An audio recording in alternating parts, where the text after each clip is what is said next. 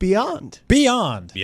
Hello there, everyone. Welcome to Beyond, episode 588. I think I have that number correct.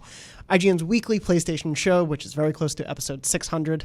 We'll figure out something to do with that. Getting scared already. I know. It's a very high number. This week, I am joined by Brian Altano. Hello. Welcome back after a week away from Star Wars Land. That's right. Not the actual Star Wars Land, but the Chicago Star Wars Land that was temporary. God, I wish. And we're also joined this week for at least a little bit by Seth Macy. Hello. Seth, for the listeners at home who may not know you, what do you do here at IGN? I'm the tech and commerce editor. I do tech and I do commerce. If you find a deal on IGN, there's a good chance I helped find it. More interestingly, you live in Maine. I live in Maine. The state. The state. But you work Maine. for IGN full time, which I tell that story to people a lot because I think it's very inspiring and powerful that a lot of people are like, I want to work for IGN, but I don't want to move to San Francisco because it's literally covered in poop. Is it possible for me to work a full-time job remotely from my strange state? Yes. And then yes, the answer is yes. Not frequently. No. But it has happened in the past.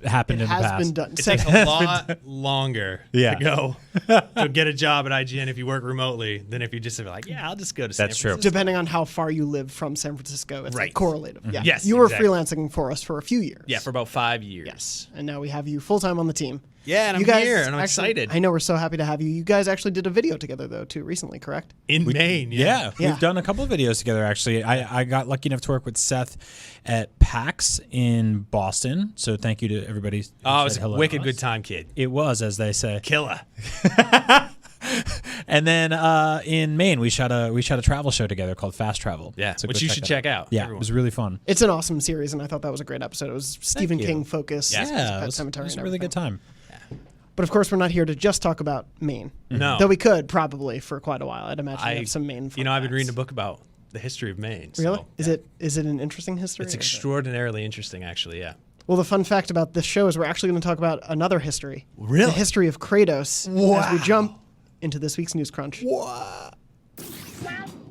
Hopefully the audio is playing somewhere. Yes, I heard it somewhere. It was playing somewhere. The first thing I want to touch on in this week's News Crunch, Seth, if you don't know News Crunch, each week we will break down all the biggest news going on. All the crunchiest news. All the crunchiest news named in honor of our late, dearly departed, not dead, just from IGN, news editor Andrew Goldfarb. The first thing we're talking about this week is Raising Kratos, a documentary that was announced over the weekend for God of War's 1 year anniversary. I Yeah. can't believe it's only been a year since that game came out, but they're going to be putting out a feature-length documentary about the creation of God of War, the whole history of it. They put out a small teaser trailer. The promo image is of Cory Barlog, the director of the game, holding a Kratos action figure in a baby Bjorn. Which is wonderful. But basically they're going to go behind the scenes. They're going to do a really in-depth look at how this revitalization of Kratos came to be. And what's funny is the end of the teaser trailer for it showed a scene that no one had ever seen before of Kratos from the game. It was him basically walking out of a cave, out of the mouth of a cave and saying, we have a long journey ahead of us. And everyone was like, oh, it's a sequel. And then Corey immediately had to be like, that was actually, we were going to use that as teaser footage on the God of War 3 Remastered that came out for PS4.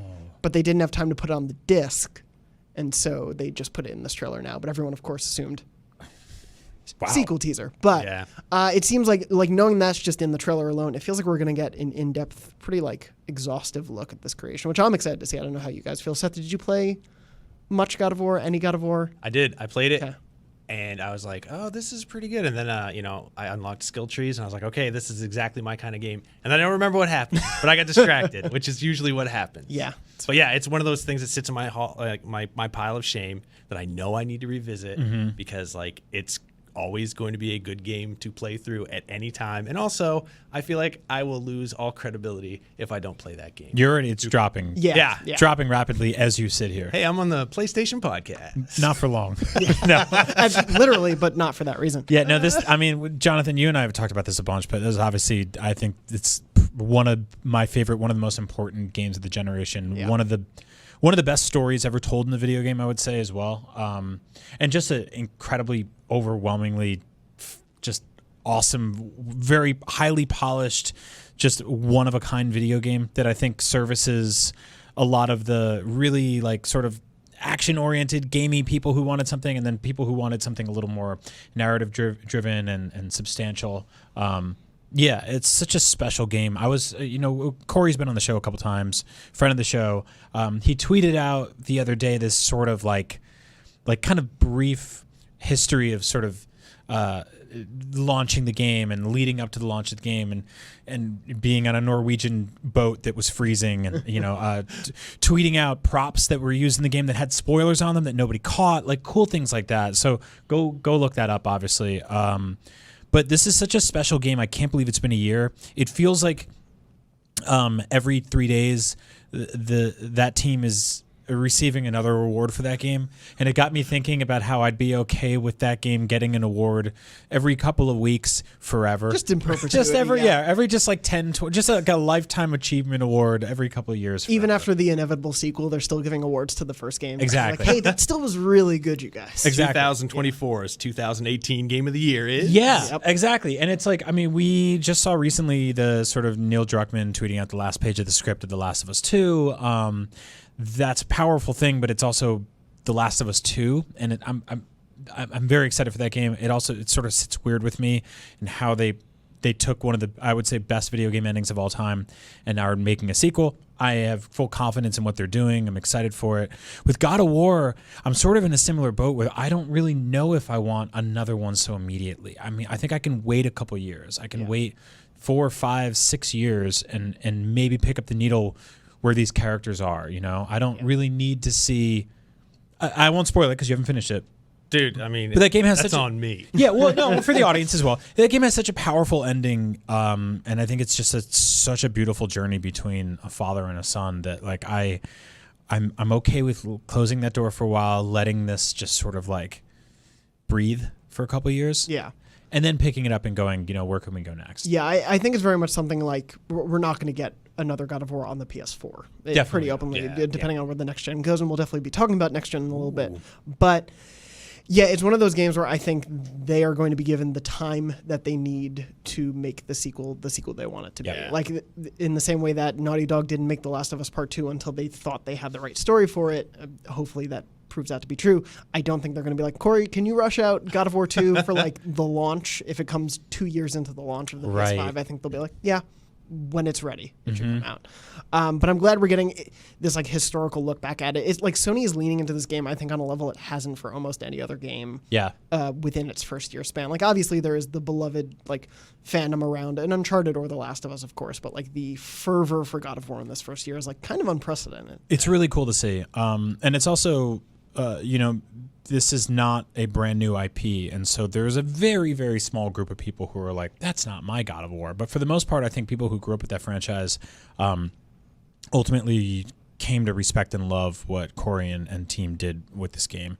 I would say, like, if they were to revisit this series in some way, one of the things I was thinking about is sort of how, Atreus in the story goes through this entire sort of arc of up and downs that most kids his age do, but you leave, like, sort of narratively, you leave that character in a world that's still obviously punishing and scary and weird, but also you leave him at an age where he hasn't figured out anything yet. He's still growing. Yeah. You're still a kid. Like, Seth, you have kids, Yeah. right? And they're teenagers, right? Yeah. Not to date you.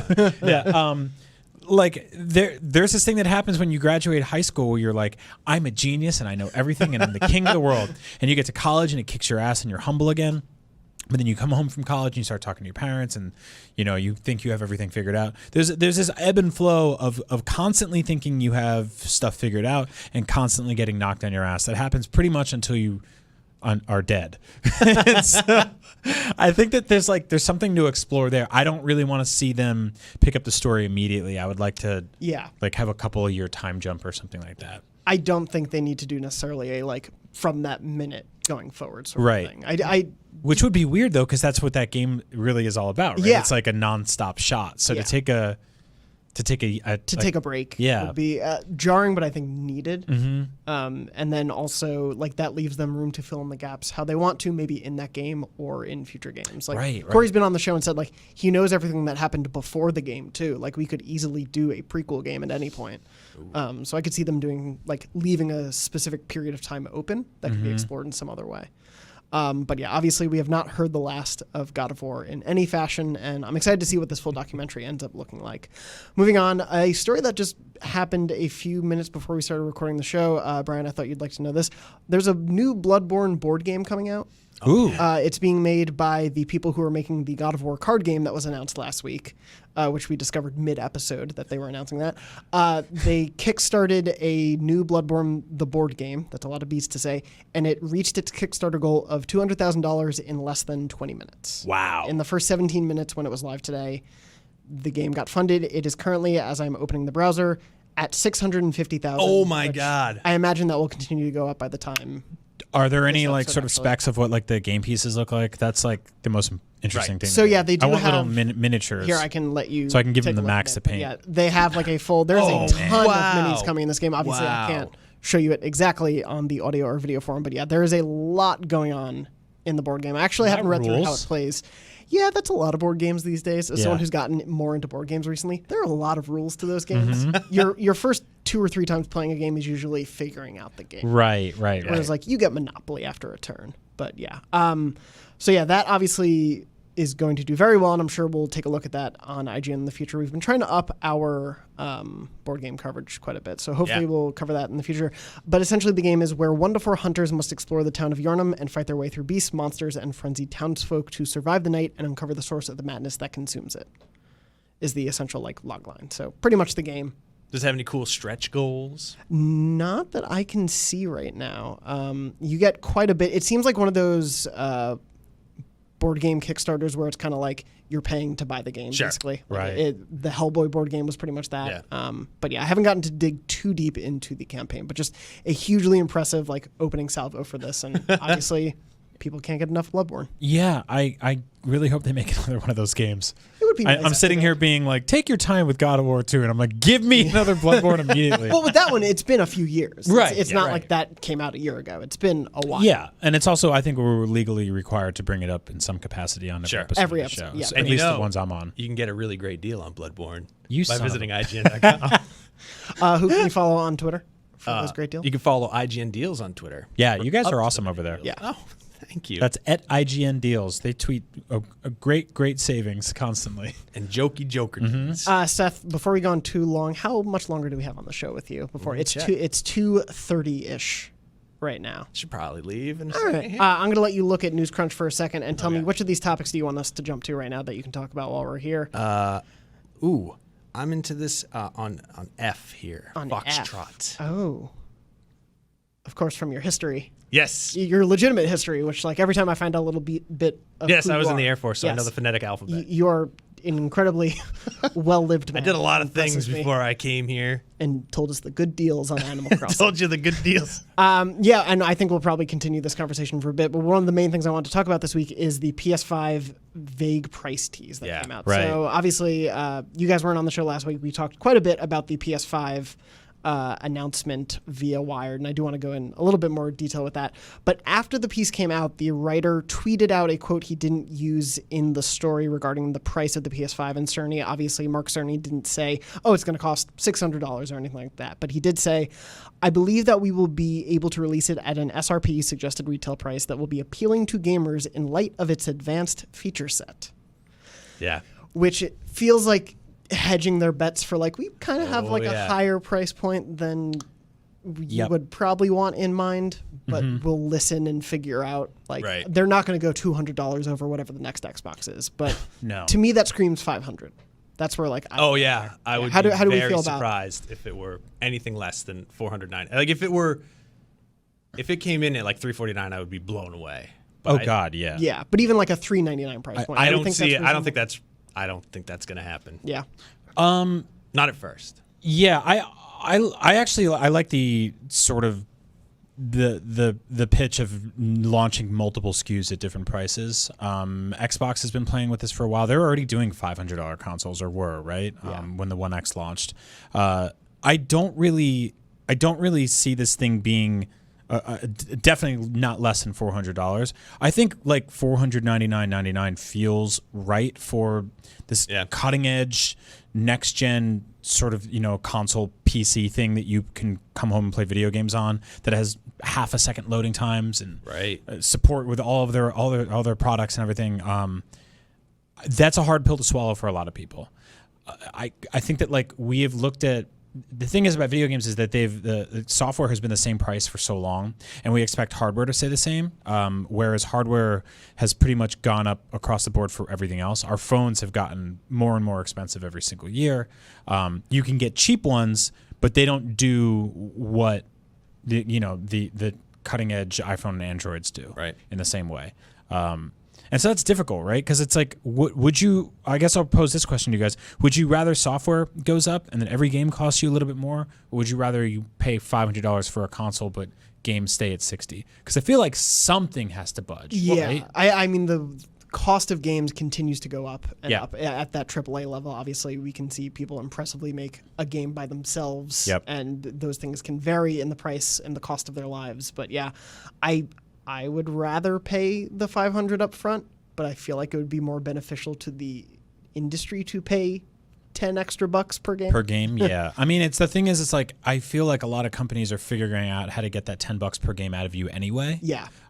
Which is offsetting the costs of rising development and studio space and. Well, I mean, you get there's the basic vanilla edition of every game, and then you have the collector's edition and then the extreme edition. But if you go on Amazon right now, and that's probably Justin, and look at what the top selling like games are, and it's the $100 version of Borderlands 3, not the base. Really? People want that one more than anything, and that's one way I think the games are sort of folding in. Like they're giving you the choice. Do you want just the basic game? I mean, quote unquote basic. Like do you want like the game without the extras, and then we'll throw in some extras for some more money, and it's sort of we just have a lot more choices now. Yep. But thanks, guys.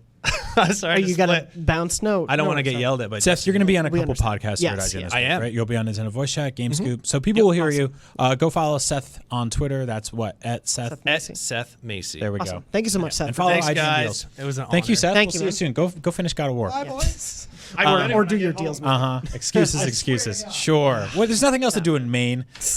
Play with the snow. I don't know. No, yeah. So I didn't get to talk to you guys about PlayStation 5 stuff last week. I wanted to dive in with you on that. Not just price point, but I would say in general, just to preface, this is like one of my favorite times. Oh, it's so fun. I love this part of the life cycle. It's like rumors and speculation, and then there's these like weird tit for tat battles that go on between the consoles. Yeah, we're already starting to hear rumors that like Xbox Anaconda is more powerful than PlayStation 5. Well, and we can say, obviously couching it in, journalistically responsible ways, but there are so many wild rumors that there are so many things we can talk about, and sorry, Shuhei, if they are totally off base. Right. But, there is so much you can jump into, and it is fun to be like, what's it going to be? What is this generational jump going to be? Yeah. Because they did talk about that in that the piece that we talked about a bit last week, but I do want to talk about it with you in the sense of they want this to signify a generational leap. They don't want it to be the PS4 Pro. Yes, which I'm all about. I think having that number jump is a huge deal. I mean, I think we see that with, not to bring up phones again, but this is we're careening towards the same business model and have been for a while, where we have incremental leaps and then we have full number leaps, and then you have nonsense like the 10S Max, even though we don't have a 9 or whatever it is. I'm still working on a 6S. Yeah, so exactly. And so that's the thing. I'm glad you bring that up actually, because I think it's if they announce this is what the PlayStation 5 costs and it's $500, but at the exact same time they drop the base PS4 and the PS4 Pro down to sub 200 and 250. Yeah, something like that. And it's they're going, look, we want to cover all the bases here. You'll still be able to play, because I think we're going to see cross-generational titles for a bit. Yeah, I do want to talk to you about that too. Yeah, for sure. But and so I think that that's a good make good for people who are you don't have to be an early adopter for this thing. You don't have to jump in on PlayStation 5 day one. If you do, you will get the best version of. You'll get the fastest version of Spider-Man. You'll get the best version of The Last of Us 2. You'll get, God of War with half a second load times or whatever it is. But if you don't, and you want to keep playing and supporting PlayStation in the way you do, everything old still works. PlayStation 4, PlayStation 4 Pro, PSVR. You can still approach all those things in the same way you've always wanted to. I think that's a really good make good. But I do see consoles sort of heading into a more premium space. Yeah. Like $500 feels like a natural progression of where this is all going. Yeah, I mean, It's going to sting. Yeah, oh yeah, totally. It's a thing where I'm like, okay, I should make sure I probably start putting aside some of that right now. Well, didn't you buy like 4 PS4? I wanted to, but I didn't because I also got a dog, and dogs are a little expensive. Yep. Because of how much food they need. That's true.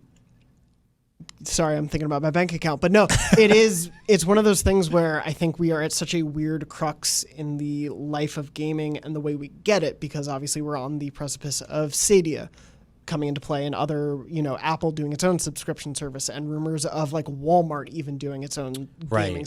Like those are all these offerings that wouldn't ask you for a console price, but they would ask you for a subscription price. And we're all used to subscription prices in games and in entertainment in general.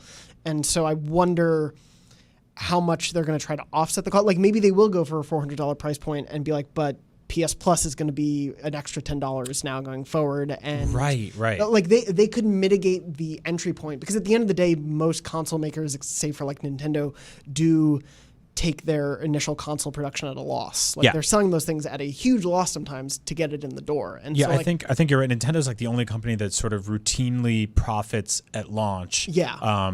And I think that the money you end up saving as a consumer and that they end up saving, you kind of lose in the long run when you're looking for a library parity across third-party games, totally. right? Yeah, there are trade-offs there. Yeah. But yeah, it is that thing where I think based on Cerny's like the double speak that he's trying to do a little bit to hide it for now, I think that's $500, but they could easily do $400 just to get it in the door of everyone, because at the end of the day, they do want people to adopt this new generation. Right. And I did want to, you were mentioning a little bit about like, you'll be able to, we'll see some cross-gen games. Do you think Sony is going to develop its biggest games? We talked about this a little last week, but do you think they're going to have these biggest games being developed as a PS5 title as well, so like The Last of Us, Ghost, and Death Stranding? Or do you think it's going to be like buy the PS4 edition and it works X much better on the PS5? I think a little bit of both. Yeah. Honestly, like I look at what I think about, like cross-generational games like Twilight Princess, Breath of the Wild. Not only did Nintendo at the time emphasize the leading SKU version running on their new consoles, I feel like they sort of systematically de-emphasized the last gen versions at the same way. I forgot that came out on the Wii U. Exactly. A lot of people did. But it did well enough. It made a dent. I think a lot of people who were just sort of like holding onto their old consoles weren't ready to dive in on a $350 plus tax purchase. I know with Twilight Princess, that was something that staggered and actually released on GameCube a little later than it did on Wii. The advertising and branding and everything was sort of just like, they sort of suffocated that a little bit. It was all about like this new SKU front and center. This is our new flagship launch title for this new system. So I see that happening, and then sort of like that triangle in the corner of a game that says best on PS5. Stuff like that is interesting. The Stadia thing is such a fascinating push and pull that you bring that up, because it's like you're totally right, and right now that's wildly unproven tech. Yes, that has more to prove than a PS5 does. But it is interesting to have this push and pull where you have console manufacturers going, we are heading in towards a $500, $550, $600 console territory, which, by the way, the last time Sony said we have a $600 console, they got laughed out of the room. That's why I think they will not go above 500. Right. I think going close to the PS3 higher SKU launch point is they don't need those memories coming back. Them sort of thing. Well, especially coming in on top again. Yep. And like they did with PS2, they came in on top, they came in cocky, and they were like, here's a new thing, it's $600, and people were like, no. Yeah. And backed away immediately. And so they have to, I think they're mindful of that. Yeah. The Stadia thing is fascinating because if you have one side of the industry moving towards $500 consoles and the other side of the industry moving towards no console at all, something's got to give, right? Yep. And I think for the average casual gamer who's just looking for video game experiences, if they can get those for free streamed to their TV or laptop, sure, awesome. I mean, those are still devices you need, but the other thing that's like, I think people aren't really paying attention to is they're touting this like 8K thing. Sony announced in the last 24 hours the price range on their new 8K TVs. Have you seen them? Oh, did they? No, I'm going to look that up right now. Yeah, look them up. Yeah. One of them is literally $60,000. I mean, well, like Seth he actually wrote a piece a little bit about this, of the fact that like 8K gaming could mean a lot of different things because it's the same thing with the PS4 Pro. It has 4K capabilities, but it doesn't play 4K Blu-rays. There are limitations to what that 4K actually means, if it's checkerboarded and all those like the technical things I don't want to go too much into right now, partially because I don't want to misspeak. But the 8K thing, yeah, like that's not a widely adoptable thing at the moment. Right. They even said, Sony's 98-inch 8K TV costs a staggering $70,000. Yes, $70,000. So really, 8K TV is right around the corner for all of us. Right. Is so what you're you saying. could, basically, Yeah. basically, you could get like his and hers like starter entry Teslas, or you could get a TV to play like select games. Well, right? it's crazy. Like the continued push for all this technology, like sometimes makes me worry we're going toward the Ready Player One universe a little too quickly for my liking. But figuring out obviously like the cost and all of that, we were talking a little bit about Stadia, but obviously the big elephant in the room is what Xbox is going to do. Right. And how do you think the two are positioned going into this generation? Because like you were saying, in generations past, whatever company was kind of cocky, they've had their butts handed to them. Like it was what happened with the PS2 to PS3 and what's happened with the 360 to Xbox One. Yeah, I think the interesting side of it now is that Microsoft has a lot to prove, and they spent last year saying we're ramping up all these new studios. I don't think we're going to see the fruits of those labors for a couple of years, though. Yeah. And so ultimately, video game consoles are about video games, and I think I do think that there is a large emphasis on exclusives, and a lot of people don't like that. They don't like to play that. It's easier to talk about on this show than it is on Unlocked. Yeah. You know, because there's like a sizable library of AAA first-party exclusives. Sony has like this suite of development studios that have all sort of been taking turns chipping away at different games here and there. That's a huge part of it. And so E3 is going to be weird as hell because Sony won't be there. Microsoft will, I believe, begin to get the messaging out of like, this is what we're doing. If it's more powerful this time around than what Sony's doing, and they're comparatively priced, and it seems like it has a more interesting exclusive lineup at launch, maybe things will shift. Yeah. It's a lot of like what ifs, right? It really depends so much to me on the messaging, which I think is going to be the most fascinating thing, because to me it's like you could see huge graphical changes from PS2 to PS3 and 360 to Xbox One even, and PS3 to PS4. Like there was a noticeable jump from those like the Killzone Shadowfall demo they showed. Like that looked beautiful, and you could see certain things like even if that wasn't the best game that came out for the PS4. Or even indicative of what the actual game exactly. looked like. and like, you know, you look at what God of War can do now. Obviously, like there is a clear jump in what these generations are capable of. Sony is promising all this higher tech for what the PS5 will be. I don't know though if like a sizzle reel of what the most beautiful games will look like on the PS5 is going to be what can sell this. Right. Like I am curious how they go into selling this, not just to the wired audience, but like to an audience at large. You're completely right. I think that like I read about quality of life stuff like half a second loading times in Spider-Man as like, oh, that's awesome. Yeah. But I already completed that game. Yeah. So those loading times are in the past to me. Knowing that that's going to be an effort in the future is huge. It's awesome, like right? The Last of Us Part 2, no loads, great. I'll take it. Yeah. And backwards compatibility, awesome feature. I don't think that is specifically on its own a system seller as much as it is to have like a cool thing in your back pocket. It's a great goodwill thing. Yes, absolutely. And I'm so glad to be proven wrong on this, by the way, because I spent months on this show saying things like they won't do backwards compatibility because they'll figure out a way to get you to double dip on games, which I still think they could. They could. Well, that's what that's my thinking of, because in the original Wired interview, you know, they asked, hey, is Death Stranding going to move to the PS5? And it was one of those lines where it was like, it was a wry smile Cerny gave me, but would not comment. And it's like, they might do a PS4 and a PS5 version of Death Stranding. And right. It's like, if those come out far enough apart, a lot of us may double dip, because it's like, well, especially if there's an online component to any of these 3 upcoming PS4 exclusives. Right. I'm going to want to keep playing them on PS5. Totally agree. You also mentioned like the sort of profit margin thing, selling a system at a loss. I think that Sony can operate under that world where they sell the PS5 at a loss and make up for it in other spots, such as PSVR, such as the controllers. I mean, if immediately you buy a PlayStation 5 for $500, which obviously I think that's, or even $450, $400. Yeah. And they're taking the L on that right off the bat. Yeah. But you buy 2 controllers with it and they're $100 each. and they're making $40 a controller off of you because it's like cheaper to manufacture small pieces of plastic than it is to manufacture a complex machine. And presumably it's going to adhere somewhat to the PS4. Someone brought it up because it was something I kind of slipped by last week, but like with backward compatibility, the PS5's DualShock is going to have all the same functionality of the DualShock 4. Yes. Or games will be unplayable in certain cases. Like it's rare, but there are games that use the touchpad a lot or that do really interact with the light on the controller. Yeah. And so those things have to somewhere be involved. No, you're totally right. Which is... Well... I mean, you would think. Yeah. Well, unless your DualShock 4 is maybe compatible with the PS5. I think that's a different story entirely. Yeah. I think that like they'll be guaranteed to work Bluetooth out the box. I have a feeling.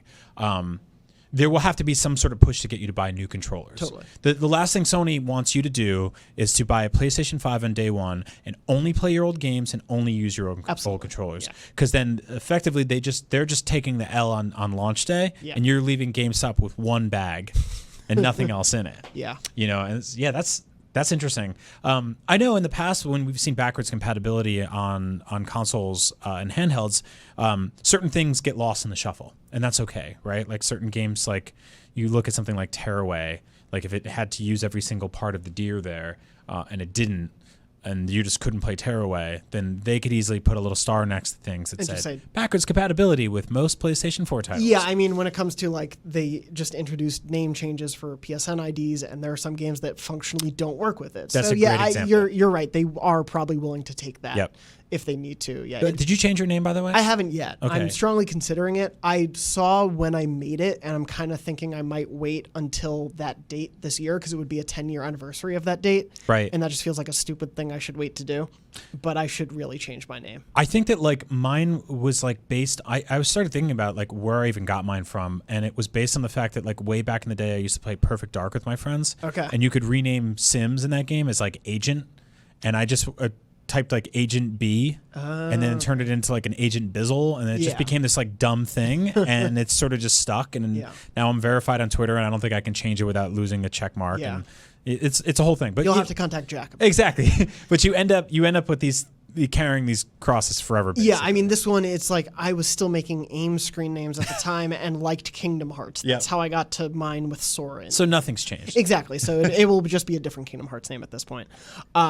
But yeah, it's a really exciting time for that stuff just because there's so much we're going to be able to talk about. Like every little sentence that Sony says about the PS5 in the next year is interesting. Yeah. Yeah. And obviously if you're listening or watching, tweet at us and email us at beyond@IGN. Tell us what you think the price is going to be, what your theories are. We love to hear from you guys on this. So I love this part. Yeah, me too. And I definitely want to engage you guys a lot more, guys and girls, and everyone going forward with the show. We reached out when we were doing the live stream last week. I asked everyone, like, hey, what do you think the price is going to be during that episode? And I think we got like 400 responses. Wow. And a lot of people were on the $4.99 train. I think that was the highest. I'm looking at the poll right now. It's still at 61% for $4.99. Interesting. Yeah, with 1.3 thousand votes. Wow. So it's do you feel anecdotally that people are warming up to that prospect? Because I don't know if it's like warming up, but like just maybe preparing themselves. Mm-hmm. I mean, it is like tech always is expensive in that new generation.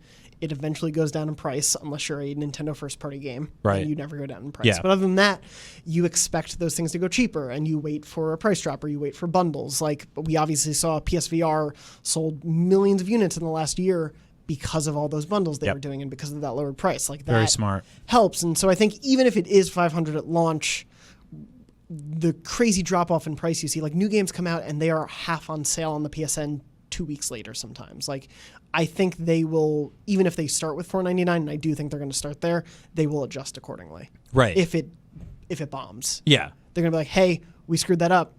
$3.99 2 months later if no one buys it. No, it's like that's the great irony of being somebody who loves video games, and we're all guilty of this, but like one of the dumbest things you can do in the world is buy something the second it comes out. Yeah. But with video games, it's all about like get that new thing immediately. Yeah. But if you're smart and you wait even a week or two, you can usually get a great deal on something. A better experience. It even comes down to like games, because games are so updated now after the fact. It's Right. like I just went back, and I wanted to talk about this a little later. I just went back to playing Assassin's Creed Odyssey, and like one of the hardest things about that game was like there were very few vantage points when it first came out, and so in a recent update they were like, hey, 20 or 30 new vantage points that you can synchronize and be able to fast travel more easily. And it's like, oh great. If I bought the game today, I would never have had that issue. Right. It's just a thing that they put into the game, and it's great that we can do those things. But that happens on the console side too. It's why I was just reading the patch notes for Sekiro, and it was like same sort of deal where they're just like, oh, some of your combat arts are a little easier to come by, because they noticed that like people were doing that weird RPG thing where like they get them and then hoard them because they're like, one day I'll use these, and then you never use them, and then the game's over. So they wanted to make things a little bit more easy. They sort of push and pulled the strength and weaknesses of some of the bosses, some of them that kind of weren't cheap or a little cheap and fun. No easy mode or anything like that yet, so don't flip the table over. But like it's sort of good to wait a little bit for most things. It's a way of life in the industry now of like game makers and publishers and devs respond to fan feedback now and can do so pretty immediately. There's a whole other side of that argument about like making sure that doesn't affect the people making the games on a crunch level, and obviously we can talk about that in the future. But yeah, it's a fascinating time to see how they're going to respond to. I'm sure the reactions to the Wired piece already changed some of their messaging plans. Yes. And so I'm curious to see, obviously, do you think they'll do a PSX this year before we jump off to another story? Do you think they'll have some sort of big show if they're not doing E3 this year? No. I think that which kind of sucks because I love PSX. I love going to that show. I love being at the show, talking to people, playing games. It feels really awesome to be in this giant room that is just PlayStation, and then popping around to all of the small booths and big booths and seeing what everybody's working on.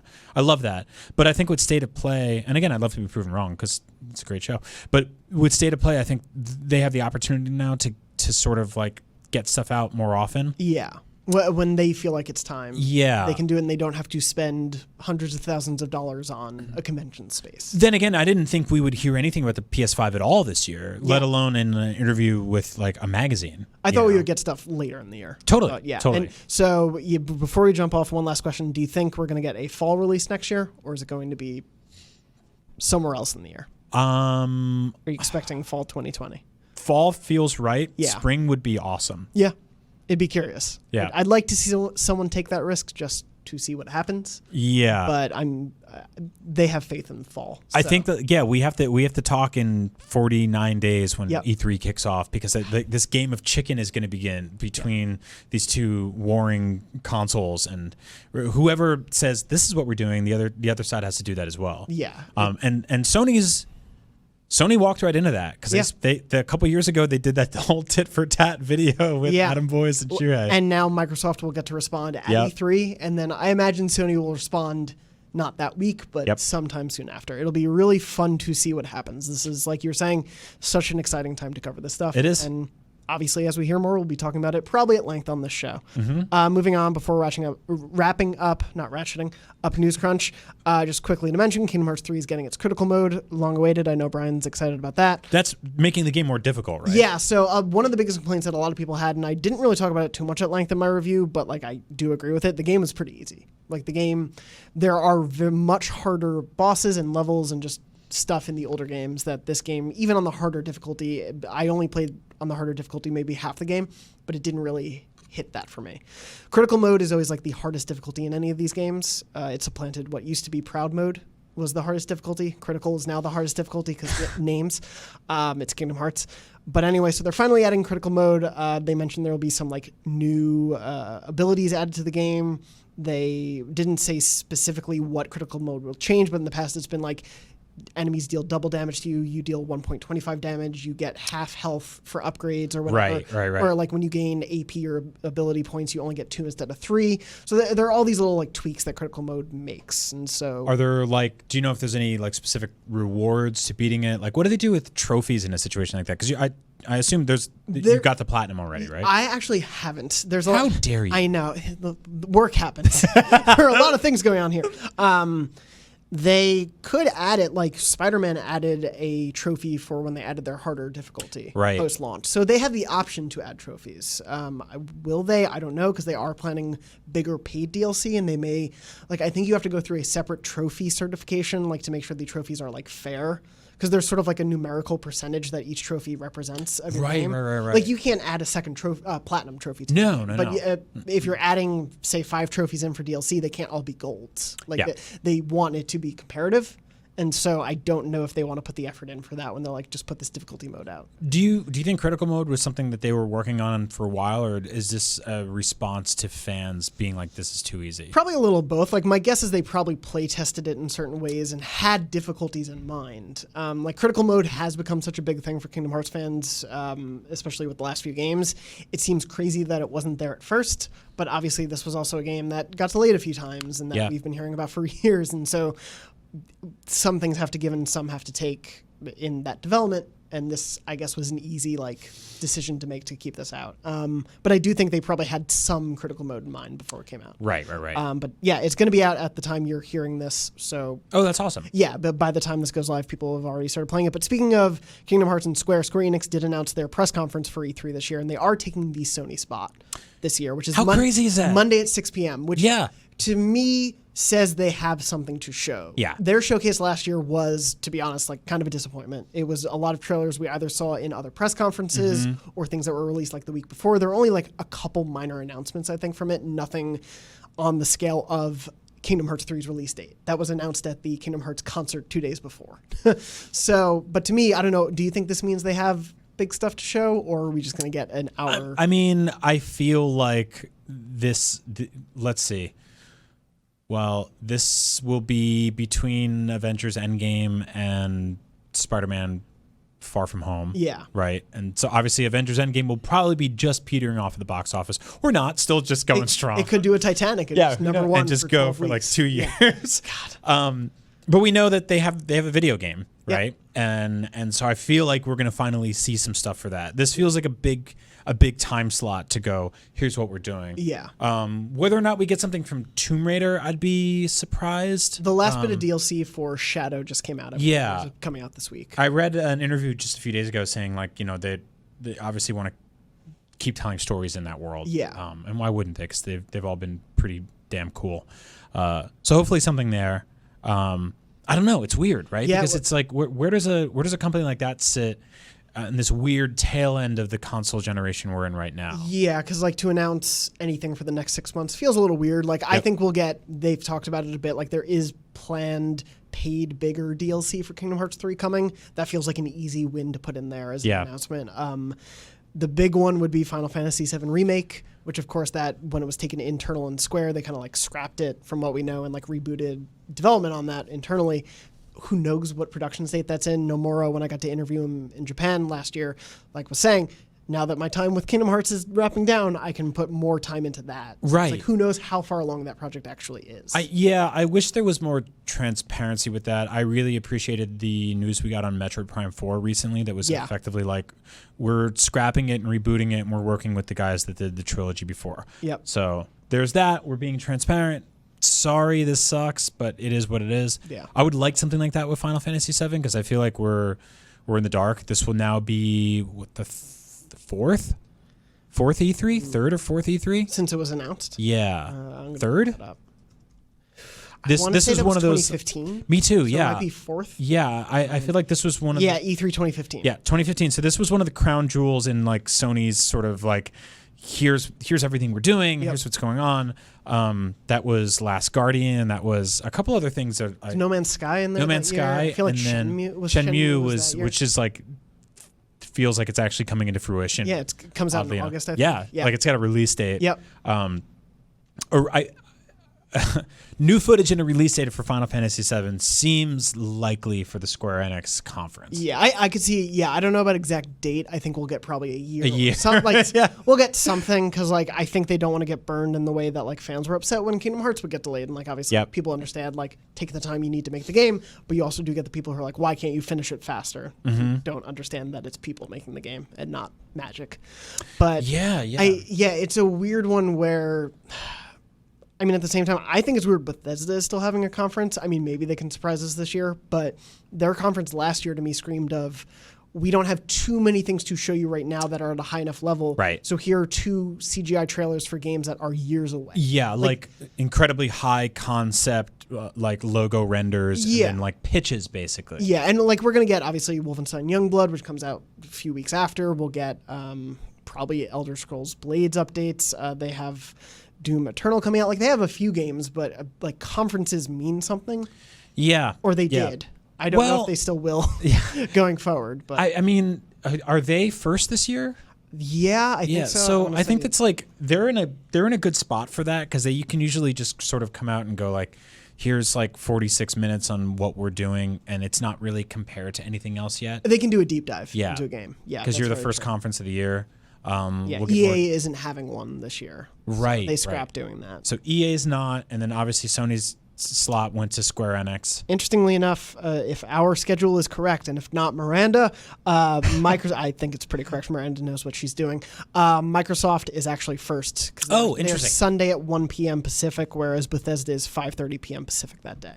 Right. So Microsoft will be the opening salvo of the show. I still feel like we're going to get something from... maybe I'm crazy. I feel like we're going to get something from PlayStation. I think the way this weird like thing that shoots out like a broadcast. It's just like, we interrupt this message for a special PlayStation minute. I think there will absolutely be a state of play the week before or the week after. Like there will be Yes. something in the vicinity of E3. I think they like stepping out of E3. It'd be a little weird to also put on a state of play that week.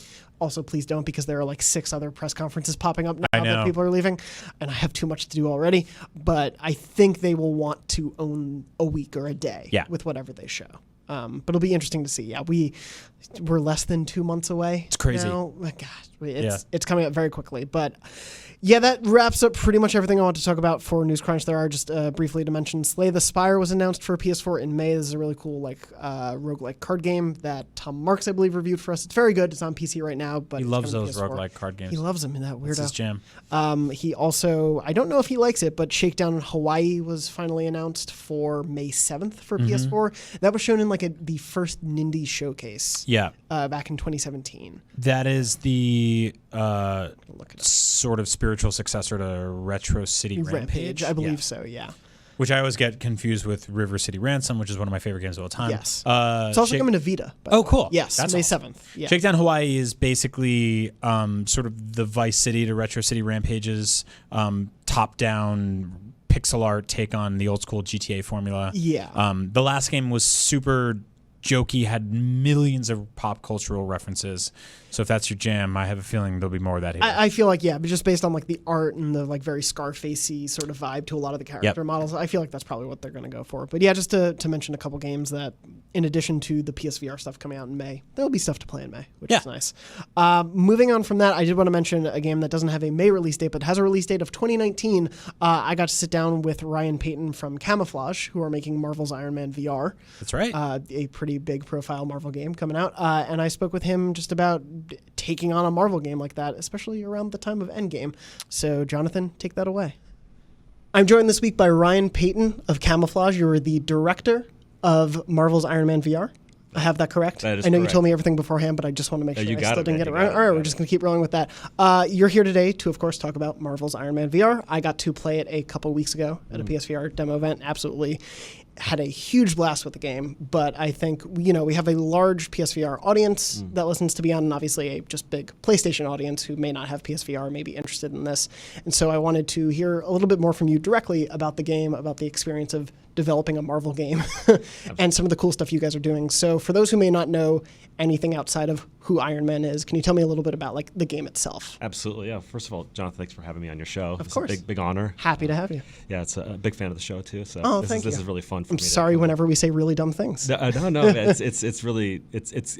it's got, you guys have like a real good angle and a lot of passion for what you guys talk about, and as a developer, it's fun to listen to that. So And everything we get wrong. it's really is a good perspective. Sure.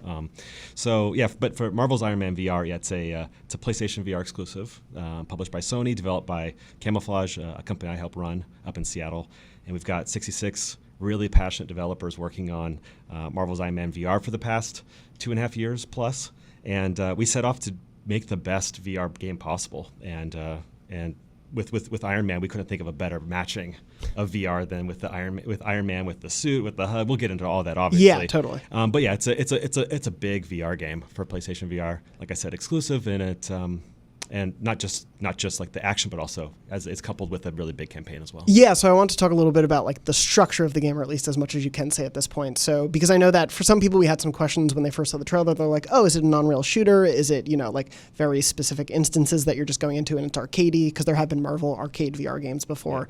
Yeah. And of course, I mentioned in my preview, no, you're flying around a huge open spaces. You're going through, and there were story beats that we got the hint of. But can you tell me exactly the scope of what you guys are making there? Absolutely. Well, as much as I can. Yeah, right? Of course. Give me beat by beat the story, if you don't mind. I would love to, but yeah. So when we set off to make Marvel's Iron Man VR, we wanted to, like you said, not make a game that's on rails. We wanted to make it a full experience where wherever you want to fly, you can fly. It's that fantasy, that full fantasy of being Iron Man, and matching the move controllers with the repulsor jets, right? So you have got the two move controllers in your hands, and you operate them as you did at the press event, and the jets come out of your palms, and you just basically fly wherever you want to fly. So really focusing on that freedom of flight, that 360 movement was like the foundation for the game. And then we've kind of built up from there, right? We knew we had that. Now we wanted to just make a real game. And so what we do is the game is structured pretty similar to like a first-person action title. So there's missions, there's main missions, there's optional missions, there's cinematics in between. So the structure is obviously something that I'm familiar with, with some of my background in terms of the games that I'd worked on in the past, like Metal Gear and Halo. But we try to mix it up a little bit as well to try to speak to the strengths of VR, because as you know, it's a totally different medium. Absolutely, yeah. And it's so much about a medium, and that's been the fun thing about trying to talk to the audience about PSVR, those who haven't and those who don't. It is so much about like once you get your hands on it and once you get your face in the headset, it's a totally different level to that stuff. I did want to ask, because you were talking a little bit about, obviously this game will have a campaign and a story and everything. What were you and the team excited to explore about Iron Man as a character in this game? Like, what do you want to bring fresh to the character? What did you want to make sure you hit on? Stuff like that. Right, yeah. So Marvel's Iron Man VR is a completely original story written explicitly for this game. So it's not from the films, it's not from the comics. It's unique to this game. And so from the very beginning, we partnered very closely with Marvel Games, Mike Jones, Jay Young, Eric Monticelli, and especially Bill Roseman over there on the story side of things, right? So, and for me personally, and also I think for a lot of the folks on the team at Camouflage, we were really excited not only to tell the Iron Man story, but in particular the Tony Stark story, because he's such a fascinating character. Yeah. And I know your listeners are very familiar with Marvel and who Iron Man and Tony Stark is, but he's a really great character to explore. Because he's his own worst enemy, right? He's a lot of fun, but there's a lot of areas where we can explore more of the darker side of his character. It's going to be something that's going to, I think, explore some interesting and serious topics that you sometimes get in the films. And as storytellers, and I think given our background, that's an area that we're quite comfortable with. And again, trying to do it in a unique way that really speaks to the strengths of VR. And that's one of the unique challenges of this game is that there's a lot of history. There's 30 years of history of developing interesting games on flat screen, and especially how you tell stories in those games. But for us, it's been 2.5 years of incubation, ideation on how do we tell a really, really great Iron Man story, Tony Stark story in first person, in VR, that really where the player walks away with feeling that not only is that a great story, but that was something that was meaningful. What are some of the big differences? Obviously, you said it's been a couple of years that you guys have been working on this. What are some of those big differences you notice in crafting either story or gameplay elements for a VR experience and making sure that hits in the same way that people are so used to playing games traditionally? Right. So early on, one of the things we really struggled with was how do you, as in first person, how do you feel like you're Tony? Yeah. I mean, maybe this sounds kind of strange, but as we were exploring having full arm IK, which is actually quite unique for our game, by IK, I mean that the player can move their move controllers and they see their full arms, not just like disembodied hands, which can get kind of gruesome at times, right? Yeah. And so you look down, you see that you're in Tony's tuxedo, or you see him as like in his suit, and then there's like this disembodied voice of Tony coming out of you. And how does that make it not feel awkward and weird, but how does it make it feel like, I'm role playing as Tony? So that's one thing that I think that was an interesting challenge. And then also just with, again, due to the nature of VR and in first person is that we can't cut the camera.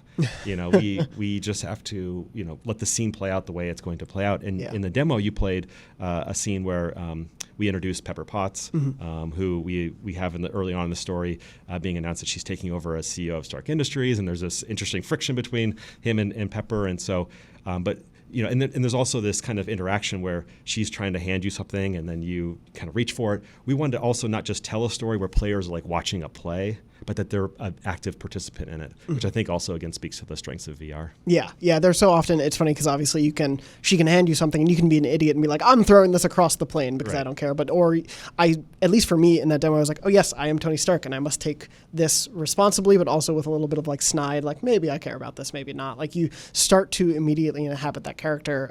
For me, one of the best moments in the demo was when the mask comes flying towards you and everything goes dark for a second. And then you just hear the really familiar, like the blips and the lights start to come up. How much of like nailing that experience has that been like core to what you guys have been designing? Because obviously that's not gameplay necessarily. That's all more aesthetic stuff. But you want to make sure that feeling, you feel like Iron Man in that moment. Yeah, exactly. So when you go and you pitch to Marvel and eventually Sony that you want to make an Iron Man game for VR, like, there's very quickly a laundry list of things you have to execute on or you failed, right? Yeah. And so one of them was very early on was flight. Like flight has to feel great, and then the repulsors, the shooting has to feel great, and then next up, like or almost going from like down your body up to your head, right? But with the PlayStation VR helmet, matching that to what everybody understands from the films in particular is that fantasy of being inside the HUD, right? Yeah. And so through over the last number of years as we've been working on this game, I'm not exaggerating, we've completely done a HUD representation in VR and scrapped it and started over about 4 to 5 times. Oh wow! Just to try to get that full feeling, to make sure that it nails that fantasy, and I'm glad that you felt like it is on the right track, because that's been a big struggle for the team, but we're finally starting to feel like we've been nailing it. Yeah, there was even it's something I always noticed in the films that have come out recently with Iron Man, where there's like a slight delay from his head movement to that, and you guys nailed that in the VR, where it's like, oh yeah, it's moving, like it's catching up with me because maybe I'm frantically looking around like everything is on fire. How do I save this? You know what's interesting is that working on this game is that we oftentimes we overthought a lot of the design because if we just go back to what the IP is and how do you match Iron Man with VR, for example, that delay in the HUD, we didn't initially have that. And we go back and watch the films or we look at the comics and we think, oh, why don't we just do what they've been doing for the past 50 years? It sounds silly, right? But we tend to, as developers, I think we oftentimes overthink it. But whenever we come back to what's the core of this IP, what's the core thing about what makes Iron Man cool, and trying to match that with the strengths of VR, we tend to come out pretty good. At least from the 20 minutes, it felt that way too. I'm curious though, we've talked a little bit about there's the history of the character and you're working closely with Marvel and everything. Right now, the Avengers movies, Iron Man, they are some of the biggest IP in existence. They are undoubtedly the biggest movies of this generation in so many ways. How do you feel the pressure of like wanting to make your own stamp on Tony Stark, but also staying true to like the character that so many people in modern day have fallen in love with? Yeah, that's an interesting question, because I feel more comfortable with the pressure of not messing up a large IP, given my background. I've been very fortunate to have worked on Metal Gear. I haven't worked on Halo. And so I guess for me it's always been, with the exception of our first game, Republic, there's that anticipation, that expectation that this follow-up of this beloved character needs to be great. So for me and a lot of the folks on the team who come from a AAA background, we actually feel a little more at home than we did doing kind of more indie stuff. And so for me, it's just a lot of fun, right? And also being able to see the press's reaction to that event that you attended, Jonathan, and also just seeing the fans getting really excited about, because we know what they want, and that actually makes, I think, our jobs a lot easier than if we were doing original IP, right? Is that we know, even when we were sorry to take a quick detour. That's what we do on the show. But for having worked on a game for 2.5 years, that thank God, did not leak. I swear to God, I would wake up every morning, kind of one eye on Twitter, like it didn't leak. It didn't leak right. It didn't leak right. I did want to ask about that, like the pressure of that, especially when you are dealing with a big beloved IP and hoping that things don't go wrong. Sometimes that can be out of your control. Sometimes, Absolutely. But like that pressure must be a lot. And it is. There must be some relief now. One of the guys on our staff, James Clinton Howell, he described it as it felt like your kind of last day of the semester after you've done your finals. There's just like this, you're just awash with relief. Yeah. You know? And so, but I did not have relief one morning, I want to say it was 3 or 4 months ago, when there was a big Reddit thread about what would a great Iron Man PlayStation experience be or something. And the thread just blew up. Yeah. And we did a lot of research into it. And it really actually made us feel really good once we realized the game hadn't leaked, which was, I want to fly wherever, like I want flight, they would have to nail it. And I want to fly wherever I want to fly. Like the shooting out of your palms needs to feel like you're doing the repulsors, right? Yeah. The helmet needs to feel like you're in the HUD. I want to play as Tony, not just Iron Man, but I want to play as Tony, and I want to get in trouble as Tony. I want to get yelled at by Pepper Potts, right? Or just this chick. Like it's just like this like laundry list of like, yep, check. We did it check, all. Check. Yeah. We even have Pepper Potts yelling at the player. Check. So in a roundabout way, to answer your question, Jonathan, it's yes, there's a lot of pressure, but at least we understand what we need to execute on, as opposed to kind of out there in the wilderness trying to figure out what do players really want. Yeah, sometimes when you're creating your own thing, even if you really believe in it, it's like, will other people believe in it in the same way we do? At least, here, there's a couple fans of Iron Man out there, so hopefully they are on the same wavelength. That being said, though, if you don't mind, I also don't want to come across, though, that this is a development that is like easy, right? Of course, or that the IP is really that you go on autopilot. Oh, you just have to have this character in this moment, because as creators too, our team, they want to put their own unique stamp on this game, right? If PlayStation and Marvel had worked with a different developer, I think they would get a very different type of Ironman VR. But for Camouflage, for us, it was really about pairing that deep gameplay loop, that great flying, and also having a deep story as Tony.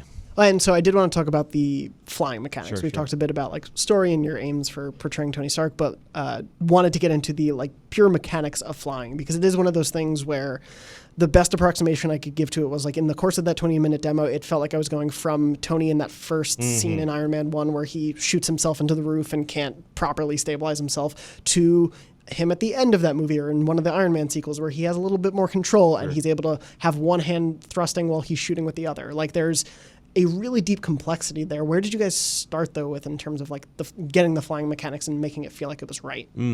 Right. So when we first started talking to Marvel Games about this opportunity of Camouflage working on Ironman VR, the first thing that we did when we knew that we had a chance to be able to work on this was Troy Johnson, one of the lead gameplay engineers at Camouflage, just started messing around with, hey, what happens if we attach physics thrusters to the palms of players' hands with move controls in VR? And instantly, I mean that, like within that day, we were flying around big open gray box environments, just like Iron Man, and it felt great. And our first question to ourselves was, why don't we feel sick?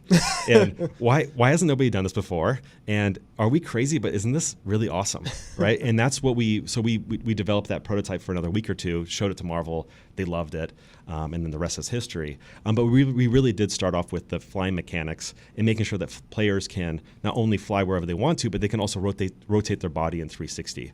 And as you're able to experience, that's a really unique thing for PlayStation VR, that even though it has that one single PlayStation camera, that players can move around in their living room or wherever they are, rotate their body in 360 degrees, and be able to not have to worry so much about whether or not they're going to lose tracking or not. Yeah, thankfully with the lights on the back of the headset, it feels you can manage that. But I imagine it must be tough to make sure all of that's working right and keeping the tracking and all of that. Obviously, we don't need to get too nitty-gritty of like how PSVR cameras work in relation to thank you. you for not getting into that. Let's spend 3 hours on that. My team would cringe because in another interview I described it as black magic that we were using. Yeah. And they're like, but Ryan, predictive technology and using gyroscopes is not black magic. I'm like, I get it, guys, but in my world, science, it's. I think it's freaking cool. Yeah. Let me get excited about what you guys are doing, because I think we spent over a year trying to develop, be able to let the player move in 360 in PlayStation VR, and I think the team should be really proud of that. Yeah, it works so seamlessly. Like I love a lot of PSVR experiences that I've played recently. I was like, I didn't really have a lot of interest in VR when it was first happening, because I was like, let me see where this goes. But in the last, maybe 8 months or so, I've played so many games that were like, oh, I'm a true believer in this. There are so many things that I really care about and make so many great experiences, but a lot of them are stationary for the most part, or you are usually at a fixed point.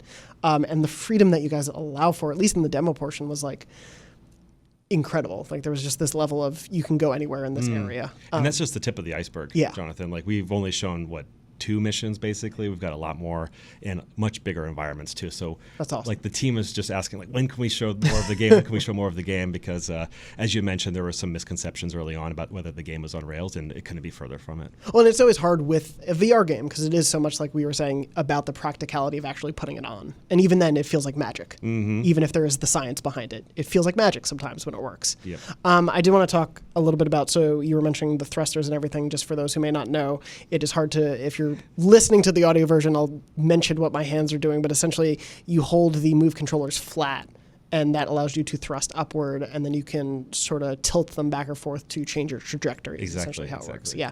And in terms of like the flying, you were saying that really came together kind of instantly in terms of the great feeling of it. How do you avoid, you were saying you guys weren't feeling sick when you did that, but have you had to put a lot of care into making sure that feeling of preventing motion sickness doesn't occur at some point in the Right, yeah, experience? you were mentioning just before that about just it really starting for PlayStation VR and VR in general, just kind of coming into its own and be able to kind of experience all this great content recently. And funny enough, one of our initial pillars or sales points of working with Marvel on Ironman VR was that this game is not experimental. It's going to be built off of the shoulders of all these previous VR games, all the strengths and weaknesses and things that they experimented with. We're going to look at those and we're going to build upon those and make like a full kind of mainstream friendly big VR game. That was really part of the pitch. And so a big part of that was also learning what's comfortable in VR, what's not comfortable in VR. That being said, though, we can't help people that have a fear of flight, or a fear of heights. Oh, interesting. Which is interesting, yeah. Because VR is it's you're trying to basically simulate reality. Yeah. And we've had people who have a serious fear of heights, and they look down and like, oh my god, like I need to. Oh no. But they also say, I'm going to use this game to overcome my fear of heights. So I think that's also really interesting. I have a slight fear of heights. I would say I was taken up to the top of the Empire State Building as a small child, and that did not sit well with me. So I like to prefer being away from it. But I think the freedom, it's dumb. But I was like, I know I'm Iron Man, so even if I fall, I have a suit on me that can help a little bit with that. Whereas like if I'm looking over a railing as me, I'll die. That's how that'll happen. But yeah, playing it was really exciting. I feel like you were saying, I feel like you guys nailed that sense of flying from the jump, and I can't wait to see more of the game. For as of right now, it's tentative 2019 release sometime this year. For PSVR exclusive. PSVR exclusive. Very exciting. I can't wait to see more of it, hear more about the story you guys are aiming to tell. Thank you so much for taking the time to speak. Oh no, yeah, we're thrilled, and obviously there's a lot more to talk about. So I'm looking forward to talk to you again, Jonathan, and again appreciate you coming in and playing the game. That means a lot to us as developers. We've been working on this thing for a long time. This is gonna be a big year for Camouflage, for Marvel Games, for PlayStation. It's a great time to be working in VR. Yeah, I'm excited for everyone, for you guys to keep seeing the hopefully outpouring of continued love for it as I felt for it, and for fans to actually get their hands on it. Awesome. Anyway, Ryan, thank you so much for joining me, and now back to you, Jonathan. Good luck with the rest of the episode. And we're back. Excellent job as always, Jonathan. You guys did great. Phenomenal. I thought we did all right in there. Also, I want to say sorry to Ryan because he brought Iron Man into the office for us to play, and I didn't get a chance to play it because it was like literally the same day we were bringing back Up at Noon. Yeah, it was a little crazy time. I did want to mention that. Let's just jump right to that though right now. Up at Noon's back. Yes, it is. Yeah. Tell the people at home where and when they can expect that.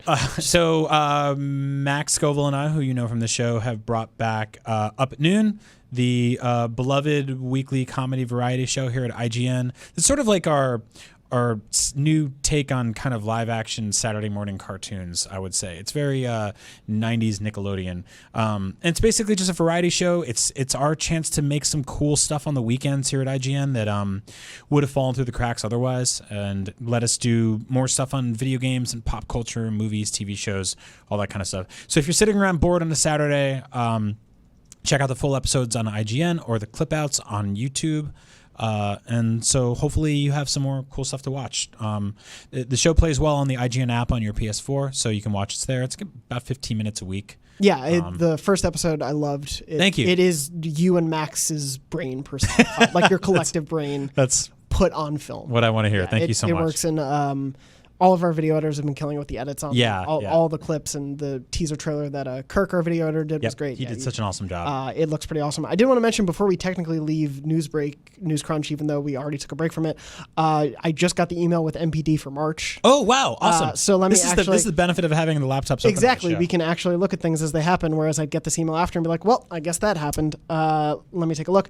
Unsurprisingly, The Division 2 was the number one game Yep, I had a of the feeling. month. Sekiro was number 2. Wow. Yeah. And then MLB The Show was number 3. Oh my God! Followed- What a diverse trio of games. Followed by, just to round out the top 10, Devil May Cry, Smash Bros. Ultimate, Red Dead 2, NBA 2K19, GTA 5, of course, Yoshi's Crafted World at number 9, and then Black Ops 4 at 10. Wow. Yeah. I'm trying to look if there's anything else. Nothing really PlayStation-y in the other top 10 there, or like from 11 to 20. So two Rockstar games just with legs now. Yep. Will just concurrently kick around the MPD top 10 for foreseeably a very long I would presume at least until the end of the generation, when they either do port GTA 5 or just focus on GTA 6. I don't know what they'll do there. We not to delve into it again, but really quickly, we obviously we've had this whole argument as an industry and fans and journalists and everything about sort of easy mode and hard mode for Sekiro. I think that like one of the things that nobody was really talking about is ultimately sales will dictate whatever gets added or removed from any of these games. Yeah. And I think that seeing a game like this in the top 2 pretty much lends credence that you can sell a very hard game. Yeah. Activision obviously and FromSoft have completion stats on that, Sure. so they can tell you exactly when people bailed. Yeah, people may have bought it. Who knows how far Right. they got. Exactly. It is that weird thing. I don't want to delve too deep in that conversation. No, not at all. But I do think there is obviously that audience for it there. Yep. And when we talk about difficulty in games, it can mean so many different things. Of pure difficulty, difficulty can be subjective. Difficulty in terms of accessibility on a like pure playing level. There are so many different aspects to it, and I do wonder. I don't know if Sekiro was like, we also have an easy mode. Would that mean more sales? Maybe. Maybe not. Maybe. I mean, I but- think honestly, if they were to do something like that, I would say you do it 3-4 months in when sales have softened. Sure. And you go, hey, price drop and also, easy mode. Oh, yeah. If they are thinking about doing that in response to this conversation, I don't think they should do that right now. No. Like, based on like a purely like cynical business level, you wait a few months to do that. Right. And then. Oh, well, I don't think it's cynical to straight up say that video games are a business, No, because they no, are, yeah, right? Like, yeah. I mean, I think we get lost in that a lot in all the, fervor and fandom. Sure, yeah. And obviously the fact that they are this perfect meshing of art and commerce mashing together, and sometimes there's push and pull on that. But the reality is Sekiro is selling really well as a hard as hell game. So there's something to be said for that. Absolutely, yeah. And then just to briefly mention, 2019 year to date, top few games, Kingdom Hearts 3 is now the number one selling game of 2019. Holy so far. crap. Followed by, though, The Division 2, which granted was only out in March. So, as you know, Ubisoft does with Tom Clancy games like Ghost Recon Wildlands, a few other games, like Division 2 will probably be one of the top selling games of the year. Yeah. At the end of 2019. Right. But right now, top 5 selling games of 2019 year to date are Kingdom Hearts 3, Division 2, Anthem, Resident Evil 2, and then Red Dead 2. Oh, wow. Red Dead's only at 5? So that's only counting from January to Right. If you count the last 12-month cycle ending in March 2019, Red Dead is number 1. Oh, Black Ops 4 is number 2. NBA 2K19 is number 3. Smash Bros. Number 4. And Madden number 5. Wow. So, yeah. Did we get console sales data? I'm going to look at that. It's somewhere in here. Okay. I will vamp while you look for it. I appreciate that. No, I do think it's interesting that Red Dead is selling as well as it is, because sort of anecdotally it feels like a lot of people sort of dropped off of it. Not in the same way they stuck around for GTA Online. Red Dead Online doesn't seem to have the same numbers, but it's still doing phenomenally, so it's very cool to see. Yeah, I'm curious to see, especially, I imagine they're going to continue, because that's more of a like narratively focused online mode. So I'm curious to see how they continue that thing's life. Moving on to hardware, though, Switch was the best-selling hardware platform. Interesting. For March and the full first quarter. However, spending for hardware was down 15% when compared to a year ago, which would have been the first year anniversary of the Switch. Of the Switch, yeah. So I don't know exactly what would be the correlation there, other than also just we're at the tail end of a life cycle. Of like the PS4 and Xbox One we were still closer to the PS4 and Pro and Xbox One X back then. Yeah. And I still think there was a like intrigue in those. That's definitely a good point. I think those were stimulating the economy of console I sales. mean, even for me, like I bought a PS4 Pro because of God of War, which came out in April of last year, so that wouldn't even be factored into this. Totally. So, yeah, like people were buying PS4 Pros for that and Spider-Man things well into last year. Makes perfect sense. Yeah, it's curious to see. Obviously, I'm glad we got that before we stopped recording. I wonder what I wonder why the Switch overtook the PS4 when the PS4 it seemed to overtake. I mean, the top 3 slots of hardware software are all games you can play on PS4. Yeah, Do you think that's because of the install base? Yes, yeah. exactly. I mean, it's 92 million plus players, I think, right now on the PlayStation 4. Crazy. So it might be wavering like 90 to 92 million somewhere in there. I don't have the exact number in front of me. I could, but my computer's about to die. But yeah, I mean, that install base is just people are going there more naturally. That is so damn huge. It's amazing. Yeah, which I think is like a proven testament to, like, we always used to talk about attach rate back in the day. That used to always be a big thing. Like attach rate, I think, is a much different variable now because people are either buying a game that they'll play, that's the whole game they play for the year, or they're buying 10 small games a year. Like, right. So many differences in how that number is factored. I never thought about it like that. I mean, does Apex Legends count as attach rate?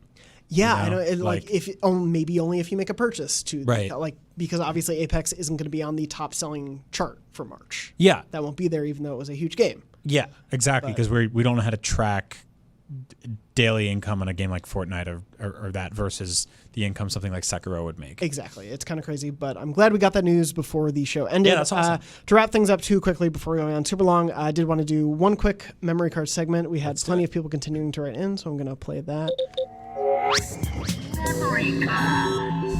love it. The first one that I want to read comes from, hopefully before my computer dies, David. David wrote in and said, "Hello, I'm 35, but my PlayStation memory actually comes from 2010. So when he was, I won't do the math right now because I'm tired. In 2010, I was in a motorcycle accident. I was only going 35 and the driver turned left in front of me. My helmet saved my life. Wow. So wear your helmets. I was stuck in the hospital for 2 weeks with an infection and a shattered femur. Ooh. All I had to try and escape was my phone with some downloaded music, but one of my best friends brought me my PlayStation 3. One of the games with it was God of War 3. Riddled with pain and a fever, I sat down, put on my headphones, and played. While defeating enemies in the underworld and listening to Broken Hands by Lamb of God, not Broken Femur by Hand of God, I had a moment where I wasn't in the hospital and I felt no pain. It's those little moments that help you through, and I'm thankful for PlayStation, God of War, and even Lamb of God for giving me that moment." That is like so beautiful. Yes. I really love that. I mean, I think we take for granted the fact that video games are ultimately escapist power fantasies, but when you are like literally laid up in a hospital bed and you can't even pretend to kick some ass in real life, whether or not you could or wouldn't, like you literally can't get up, to be able to like run around the world as a god, tearing people's heads off and smashing treasure chests, that kind of kicks ass. It's great. Yeah. Thank you, David, for sharing that story with us. Another I did want to read is from Ellie, I believe Elli. Ellie says, "Hey, Jonathan and crew, I'd like to share my memory card. My parents first got me the OG PlayStation around 2001 and I was 10 years old. One of my first games was Harvest Moon Back to Nature, and not sure why, but I did not have a memory card. I was aware that I needed it, but my parents were busy and we could only get it the following weekend. This did not deter me from playing, but every time I had to stop playing, my first chicken, always named Bach, had to go to PS Heaven because I can't save him. I had to repeat the first week or so every day, but still fell in love with the game and PlayStation. I now am a married man, but I still run a virtual farm now in Stardew Valley. Thanks for reading this and beyond. Ellie from the Philippines." That's so funny. As someone who's recently gotten to Stardew Valley, and my girlfriend just got through the first cycle of the game, she immediately started a new game. Oh, really? Yeah, she started a new game. She bought it on her iPad and is starting a new farm there. She's using the virtual tools to plan out your farm perfectly. Oh my God. Square by square. You can get so invested in this game. And as someone who also is getting not as invested, but I understand fully. That's amazing. I feel his pain of going through that cycle of playing the beginning of a game over and over again, because I had that happen back in the day where my memory card died and I had to replay a game over and over. Yeah. And the thing that's understated here is just how many tutorials you have to get through just to get to, I believe, his first chicken in that game. So Power to you, There are man. at least 72 chicken tutorials in that Harvest Moon, so I understand his pain. Yeah, We of ranked course, them all on IGN, by the way. it's the a top great 72. top 72 that we did. Yeah, it really busted our CMS, but we did it. If you would like to write in with a memory card for our segment, you can write in to beyond@ign.com with the subject line memory card. We'll read those out on the show. Share with us your favorite, your worst, your best, your fun, your hilarious, your sad PlayStation memories, and we'll be happy to read them out on the show. Thank you all so much for continuing to write in. We have a huge backlog, but please still keep writing in because I want to keep reading these on the show. They're amazing. Before we end, since I know we're a little bit pressed for time, Brian, I briefly want to ask, what are you playing now? Right now, I actually hit a wall in Sekiro, jumped back into Bloodborne, and then I started playing Beat Saber, of all things. Okay. Which I I'd love never Beat Saber. really played before. Yeah. And I started playing it in the morning, just sort of like move my body a little bit outside Yep. of just like waking up and being a dad and then like going to work. Yeah. And it's really cool. It's such Like, a fun game. Yeah, it really is. I'm at the point now where I finally feel comfortable putting the VR helmet back on. Okay. I didn't for a while as a new father because you want your senses. You want to know what you're You want to know what's going on. Yeah, it doesn't hurt. Although now it's getting dangerous because my kid's she's crawling into everything. But when she goes down for bed at the end of the night, like I'll play some PSVR. So Yeah. it's been really cool to sort of have my renaissance with that system again. Yeah, it's especially with the few games that are coming out right now, Yeah. and then things that are continuing to come. May will have Blood and Truth and Trover Saves the Universe. Which Yeah, I'm I super can't wait excited for both of those. What are you playing? Right now, I am playing. I've super gotten sucked back into Assassin's Creed Odyssey. I watched the trailer for the Fate of Atlantis DLC, which is out this week, and was like, that is so my jam. I need to finish that game. Oh, and that's awesome. I'd already played like 40, 50 hours of the game, and then just life got in the way, and I took a huge break because there was still so much of that game. That game is huge. I sank another maybe like 15, 20 hours in over the last 4 or 5 days. Oh my God. And I looked it up. I still have, I think, at least a third of the full campaign left beyond whatever else on the Was side. it easy to return to? Did you feel lost? Yeah, surprisingly so, especially like with all the updates they made to like UI or quests and all these things. Like it was very easy to slip back in, especially as someone who's, played almost every Assassin's Creed. Right. But, the first battle or two, I definitely got my ass kicked quicker than I would have liked normally. Like I was like, how do you block again? Because blocking in that game is different from every other game I've been Right, playing recently. right. So it's like, oh, it's L1. It's different than, okay, I'll maybe die a few times here. But I kind of want to jump back in now because I forget why I stopped or where I stopped. I think it was just like a busy season. yeah. But I've been seeing people talk about it again and seeing the trailer for the DLC. I'm like, this is what I want. Yeah, and for those who don't know, Fate of Atlantis, you basically it's going deep into Greek mythology, and I love Greek mythology, obviously. God of War and many other things have explored it, but Right. Assassin's Creed has always been so steeped in mythology as part of its storytelling. Yep. And as much as I'd like the main thrust of that game's Abstergo storyline to kind of get a reboot, like I wouldn't mind if they did a full reboot, I totally am down for them to keep exploring mythology. It also, though, made me think, I would love, one of my favorite things from early Assassin's Creed games was in 2 when you had the villa Yeah. that you got to upgrade and you could put money in it to put new art up And or then to they add freaking rings. burn it down the next game. Yeah, it was awful. Yeah, I loved that villa. That was really fun. It's a very simple mechanic in that game compared to like maintaining Stardew Valley Farm or something like that. But I would love so much if you got like a base of campaign. Me too. In a future Assassin's Creed, like if the alleged new Vikings Assassin's Creed is the real one, if you had like your Viking village that you got to build awesome. up. I just had got Totally love that. Yeah, that would be very cool. But yeah, I'm playing that. I have a code for Jupiter and Mars that I started playing. That's like the Echo the Dolphin kind of looking like VR-ish, VR optional game where you're essentially instructing these two dolphins, Jupiter and Mars, to explore the underwater depths. I haven't gotten to play it yet. The soundtrack seems really cool, but other than that, I haven't gotten too much into it. So I don't Yeah, wanna that's awesome. pass judgment on necessarily. I do want to mention, if anyone's wondering, Lucy is, as she mentioned last week, reviewing Days Gone. The embargo is not up, and that is why we are not talking about that game right now. After the embargo is up, which I don't believe we can say when the embargo is, but after that embargo is up, we will have Lucy hopefully on the day or two around the game's launch, following that embargo time and the release of the game. Hopefully have her on to discuss that, because we also have some stuff planned for next week's episode that I don't want to talk about just yet. But yeah, we will definitely be talking about the game in the future, so don't wonder why it's launch week and we haven't just said it yet. Embargoes. Yep. They exist and we have to work around them. I'll be doing a live stream of the game with Max Scoville and Xavier Woods, Awesome. which is really fun from WWE. So check that out on IGN very soon. And yeah, I'm excited to jump into that one too. Yeah. From what I can tell, it seems like a pretty big game. Yeah. So I think there will be a lot to talk about there. As we wrap up the show, though, in addition to that live stream, Up at Noon is live every noon. Or every noon. No, every Saturday. Every Saturday. It's not live anymore. It's No. just, it's on the. You can watch it. It's more of like a produced, short TV show style show. We put that up 9 a.m. Pacific time, 12 p.m. Eastern. So still, the noon still makes sense. The noon, it's always noon somewhere. Yes, exactly. Exactly. And then where else can people find you? Is there anything else you want to? And you can find me on Twitter at Agent Bizzle, and then I'll also be doing the rounds on Nintendo Voice Chat and a bunch of other stuff this week. So Awesome. yeah, busy stuff. Yeah, it's a quiet season before. And a small independent film comes out this week that we're all going to see. Oh yeah. High Life. Oh, I saw your tweet. Watch Highlight. That movie's awesome. That is that going up against Endgame? I mean, kind of. Suicide. I guess. Yeah. We'll see how the box office plays out. Yeah. And then, of course, you can find me at the theater watching Avengers Endgame this week. No spoilers. And also on Twitter and Instagram at JM Dornbush. Have some stuff going up in addition to the interview with Ryan. If you missed anything on the show this week, I also have a story up with our chatting about Iron Man. Of course, you can check out my preview from earlier this year. But yeah, other than that, we are here every week, Wednesdays, 3 p.m. Pacific, IGN's premier PlayStation show of the many PlayStation shows that we have. Of the many. And as always, thank you so much for listening and watching, and beyond. Beyond. I can't change it now because I moved the keyboard away. It's okay. From me. You did fine. good. We'll it figure was it fine. out. And then it was like an awkward ending, but No, everything else, I thought it was great. That's Otherwise, how my life is going to end, awkwardly, probably.